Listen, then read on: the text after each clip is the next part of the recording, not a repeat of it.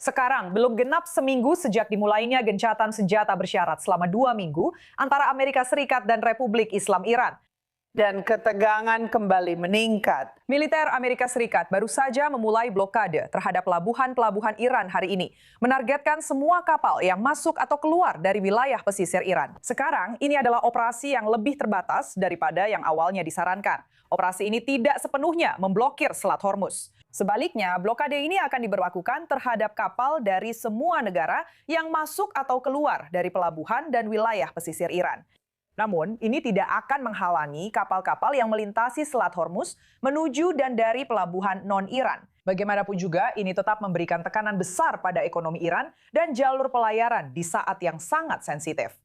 Dan Presiden Amerika Serikat Donald Trump baru saja kembali menggunakan media sosial untuk memperingatkan Iran agar tidak mendekati blokade Amerika Serikat dengan mengatakan bahwa Angkatan Laut Iran berada di dasar laut, benar-benar hancur 158 kapal. Yang belum kami hancurkan adalah sejumlah kecil kapal serang cepat mereka, karena kami tidak menganggapnya sebagai ancaman besar.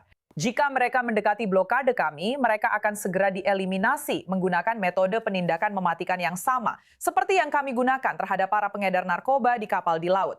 Ini cepat dan brutal. Sementara itu, Israel mengatakan mereka siaga tinggi untuk kemungkinan pertempuran kembali. Mari kita beralih ke koresponden senior Amerika Serikat kami, Mike Wagenheim. Dia kembali bergabung bersama kami secara langsung dari Gedung Putih. Mike, seberapa terbatas operasi ini dalam praktiknya? Dan Anda tahu kekhawatiran seperti apa yang ada bahwa ini bisa berkembang menjadi konflik militer yang lebih besar lagi?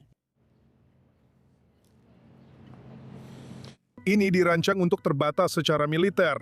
Ini dirancang untuk memberlakukan blokade terhadap blokade. Jangan biarkan kapal-kapal lewat.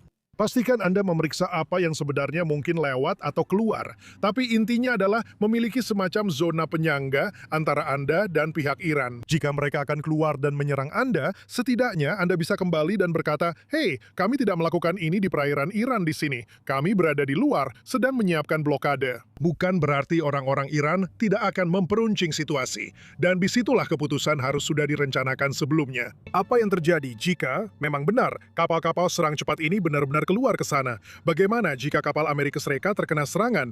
Apakah itu otomatis memicu eskalasi? Tapi intinya saat ini adalah soal menimbulkan penderitaan. Maksud saya, penderitaan ekonomi. Siapa yang mampu menanggung tekanan ekonomi paling besar? Begitulah cara Iran memandangnya. Dalam pikiran mereka sudah menang karena mereka berhasil bertahan. Sekarang tujuan mereka untuk mencapai apa yang mereka inginkan, yaitu pada dasarnya mengakhiri perang, adalah dengan menimbulkan kerusakan ekonomi sebesar mungkin. Bagaimana mereka melakukannya? Dengan menutup selat, memastikan harga energi global melonjak. Di sisi lain, Amerika mengatakan, "Oke, kami juga bisa memakai taktik itu. Kami bersedia menanggung biaya minyak yang lebih tinggi jika kami bisa memastikan bahwa kami dapat menekan ekonomi Iran dan membuat mereka menderita lebih parah." Jadi ini bukan permainan. Ini jelas memiliki konsekuensi yang luar biasa, tapi inilah strategi yang sedang saling dimainkan saat ini. Dan dari pihak Amerika, sepertinya Trump bersedia ikut menjalankan taktik ini. Benar. Kamu tahu, kita baru saja melihat unggahan terbaru di Truth Social, di mana Presiden pada dasarnya mengatakan bahwa kapal apapun yang mendekati blokade ini akan dihancurkan. Dan dia juga menyebutkan keputusan untuk tidak menghancurkan kapal serang cepat. Kami melihat sebuah laporan dari Wall Street Journal beberapa hari yang lalu yang mengatakan bahwa banyak kapal Iran sebenarnya belum dihancurkan. Mengapa Trump, atau menurut Anda, mengapa Trump merasa perlu menyebutkan jenis kapal yang telah diserang oleh Amerika Serikat? Karena itulah yang pada dasarnya tersisa saat ini. Sebagian besar Angkatan Laut Iran memang telah dihancurkan. Ini tidak seperti peluncur rudal yang bisa ditanam di bawah tanah atau disembunyikan di tempat lain. Maksud saya, kapal-kapal itu tidak akan datang dari tengah negara. Mereka ada di sana untuk terlihat. Mereka ada di sana untuk dipantau. Jadi, apa yang masih dimiliki Iran, Angkatan Laut mereka sudah hancur, tapi belum sepenuhnya musnah. Mereka memiliki kapal serang yang bisa mendekat dengan sangat cepat di air, yang bisa menembak dari jarak yang mereka anggap aman dan tetap efektif. Itulah memang tujuan kapal-kapal itu dibuat. Orang-orang Iran bukan satu-satunya yang memiliki kemampuan seperti ini. Jadi Trump tahu soal ini, dan ini adalah pesan langsung kepada orang-orang Iran bahwa jika kalian tidak ingin kapal-kapal itu mengalami nasib yang sama seperti angkatan laut lainnya, sebaiknya kalian memperhatikan dan tidak mencoba melawan blokade Amerika ini. Ini benar-benar pesan langsung pada dasarnya. Kami tahu apa yang masih kalian miliki di persediaan kalian. Jangan main-main dengan kami di sini. Benar. Baiklah, dengan demikian kita akan beralih ke tamu berikutnya. Terima kasih banyak telah bergabung bersama kami, Mike dari Gedung Putih. Mari kita sambut Benham Ben Taliblu. Dia adalah peneliti senior di Foundation for Defense of Democracies. Dia bergabung bersama kami dari Washington DC. Benham, seberapa signifikan blokade AS ini dalam praktiknya? Apakah ini merupakan taktik tekanan yang sudah diperhitungkan? Ataukah ini langkah menuju eskalasi militer yang lebih luas dengan Iran? Apakah itu langkah berikutnya yang diharapkan di sini? Senang sekali bisa bersama Anda. Ini benar-benar pertanyaan $1 juta saat ini karena blokade, khususnya terhadap pelabuhan-pelabuhan Iran di Teluk Persia, adalah sesuatu yang telah dipertimbangkan oleh banyak pemerintahan, bahkan pada masa jabatan pertama Trump, namun akhirnya mereka mengurungkan niat. Anda tahu, blokade bisa saja legal, tetapi juga bisa dianggap sebagai tindakan perang. Dan pada akhirnya di sini, ini adalah Amerika Serikat yang membalikan keadaan terhadap para ayatollah yang mengira mereka memegang titik lemah dunia di Selat Hormuz. Padahal sekitar 90% perdagangan laut Iran melewati wilayah ini. Republik Islamlah yang mengekspor perdagangan itu selama 6 minggu terakhir pertempuran.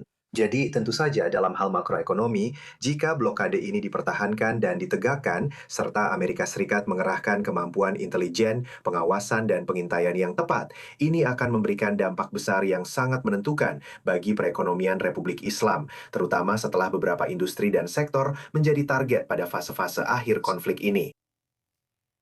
Jelas, pada titik ini pertanyaannya adalah seberapa kuat Republik Islam Iran? Kartu apa lagi yang masih dimiliki Republik Islam untuk dimainkan? Dan apakah ini merupakan langkah yang pada akhirnya bisa menyebabkan jatuhnya rezim tersebut? Nah, ini sebenarnya akan menjadi rangkaian peristiwa yang akan menempatkan Anda pada posisi untuk menjawab pertanyaan tentang apa yang akan dan tidak akan membuat rezim mengambil keputusan. Bagaimana Anda bisa mendorong terjadinya pembelotan? Bagaimana Anda bisa membuat sisa-sisa aparat keamanan yang ada hancur berantakan? Tapi tidak diragukan lagi bahwa memberikan pukulan telak pada ekonomi akan membantu Anda mencapai tujuan itu dan akan membantu Anda mencapainya lebih cepat. Jangan salah, bukan hanya kabut perang atau kabut diplomasi bagi rezim yang penting.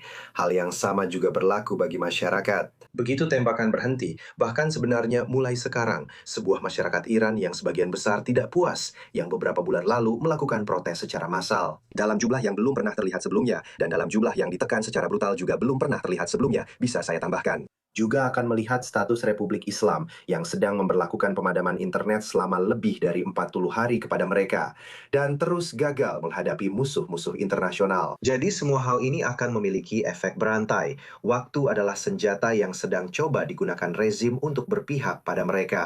Blokade AS yang berhasil memungkinkan waktu kembali berpihak pada AS dan berpotensi juga berpihak pada rakyat Iran. Pada titik ini, apa yang kita dengar dari orang-orang di dalam Iran, masyarakat Iran, terkait langkah-langkah yang telah diambil? Jelas kita tahu ada banyak kekhawatiran tentang gencatan senjata ini, dan perasaan bahwa mungkin Amerika Serikat dan Trump sedang meninggalkan para pengunjuk rasa yang telah menentang atau turun ke jalan, bisa dibilang, melawan Republik Islam pada bulan Januari lalu. Saat ini, apakah kita mendengar sesuatu dari warga setempat terkait apa yang terjadi di Selat Hormuz? Ya, saya bisa memberitahu Anda apa yang saya dengar, yaitu ketakutan dan kekhawatiran soal pasokan bantuan kemanusiaan. Anda tahu, pada akhirnya, sebuah blokade harus memiliki, agar bisa dianggap legal, semacam pengecualian untuk ekspor atau impor yang tidak terkait militer agar bisa tetap berjalan. Secara khusus, bahkan sebelum konflik ini dimulai, sudah ada inflasi yang signifikan yang mempengaruhi bahan makanan Iran. Itu bukan akibat dari sanksi, itu adalah akibat dari bertahun-tahun salah urus pemerintah yang benar-benar diperparah oleh krisis beberapa tahun terakhir. Tingkat inflasi untuk makanan sekitar 70%. Jika blokade ini diberlakukan, tingkat itu juga akan meningkat. Jadi, kekhawatiran jangka pendek adalah apa yang dibutuhkan rakyat Iran agar bisa bertahan selama masa blokade ini. Dan yang kedua adalah, Anda tahu, apa yang dibutuhkan agar Washington benar-benar sadar. Washington tampaknya melakukan segalanya. Membuat kesepakatan, sanksi, perang terbatas, blokade, kecuali mengatakan bagian yang seharusnya tidak diucapkan, yaitu bahwa tidak ada jalan keluar selain perubahan rezim. Ini adalah kenyataan pahit yang telah dipelajari rakyat Iran sejak dini. Mereka menunggu para pemimpin Amerika Serikat untuk melihat dan mengatakannya dengan sejelas itu juga. Baiklah, Benham Bentali Blue, saya ingin mengucapkan terima kasih banyak telah bergabung bersama kami dari ISIS. Sekarang mari kita beralih ke Eropa. Seiring meningkatnya ketegangan di Selat Hormuz, Presiden Prancis Emmanuel Macron kini mengonfirmasi bahwa Prancis dan Inggris sedang bekerja sama dalam misi pertahanan Angkatan Laut terpisah untuk menjaga jalur pelayaran tetap terbuka, dengan sengaja tidak terlibat langsung dalam konflik itu sendiri. Nah, itu adalah pendekatan yang sangat berbeda dari blokade Amerika Serikat yang dipimpin oleh Donald Trump. Dan hal ini menyoroti semakin besarnya perbedaan strategi antara Washington dan Eropa. Pada saat yang sama, dampak ekonominya sudah mulai terasa. Kanselir Jerman Friedrich Merz kini mengklaim bahwa perang Iran adalah akar penyebab masalah ekonomi di negaranya. Dia mengumumkan pemotongan pajak bahan bakar saat harga minyak melonjak dan rumah tangga merasakan tekanan. Namun dia tampaknya tidak terlalu berminat untuk benar-benar ikut berperang melawan Republik Islam tersebut. Dan berkaitan dengan hal itu, saya ingin langsung beralih ke koresponden senior kami, Owen Alterman, yang bergabung bersama kami di studio ini. Mari kita bahas perbedaan yang kita lihat antara pendekatan Amerika Serikat dan pendekatan Eropa. Pada akhirnya, kita telah melihat Amerika Serikat sangat-sangat frustrasi dengan respons dari negara-negara Eropa, dari NATO, terhadap sesuatu yang pada akhirnya merupakan ancaman bagi ekonomi dunia. Menurutmu, bagaimana Trump akan menanggapi pernyataan terbaru dan rencana terbaru dari negara-negara Eropa ini? Tidak dengan baik, Natasha. Tapi menurut saya, Trump sebenarnya akan punya posisi yang tepat untuk menyambutnya. Ini sebenarnya bisa melengkapi strategi Trump, bukan bertentangan dengannya. Artinya, pada hari berikutnya, tidak ada yang ingin Selat Hormuz diblokir. Dan mungkin, bagian dari kesepakatan dengan Iran untuk mengakhiri perang adalah blokade itu akan berakhir. Bukan berarti Iran akan mendapatkan lebih banyak keringanan ekonomi. Tapi setidaknya blokade yang sedang diberlakukan saat ini kemungkinan besar itu akan berakhir. Gagasannya adalah Selat Hormuz akan kembali menjadi seperti seharusnya, yaitu jalur air internasional yang tidak dimiliki oleh satu negara pun. Tidak ada satu negara pun yang memiliki gerbang tol di sana. Dan melalui selat itu, minyak, pupuk, dan semua kebutuhan barat mengalir. Dan jika itu akan terjadi, kemungkinan besar akan ada pihak yang menjaga keamanannya. Dan itulah yang pada dasarnya dikatakan oleh Emmanuel Macron dan Keir Starmer bahwa mereka siap untuk melakukannya. Jadi menurut saya, ini sebenarnya bisa sesuai dengan strategi Amerika, bukan melemahkannya. Saya tertarik untuk mendengar bagaimana menurut Anda respons publik Eropa terhadap hal ini. Karena jelas ketika Anda mendengar pernyataan seperti itu dari Kanselir Jerman, bahwa akar permasalahan ekonomi saat ini adalah perang di Iran. Namun tampaknya ada ketidakpedulian dalam hal keterlibatan secara militer. Bagaimana pandangan publik terhadap hal itu?